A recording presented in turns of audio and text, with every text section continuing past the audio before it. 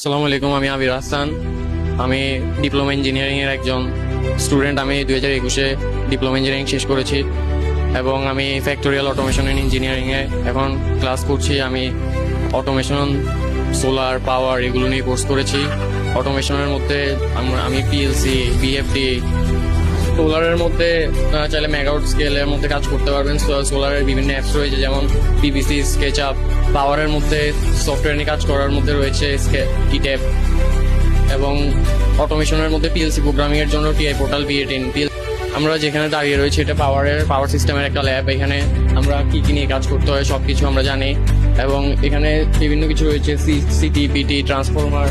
আপনারা যদি কেউ কাজ করার এখানে ইচ্ছা থাকে তাহলে আশা করি এখানে আসে আপনারা ভালো ফলাফল পাবেন এবং সবকিছু প্র্যাকটিক্যালি করতে পারবেন। এবং এখানে কাজ করা নিয়ে কোনো বাধা নেই, কিছু নেই। এখানে আপনারা যতক্ষণ ইচ্ছা ততক্ষণ এখানে প্র্যাকটিক্যাল কাজ করতে পারবেন, থিওরি করতে পারবেন, সফটওয়্যারে কাজ করতে পারবেন।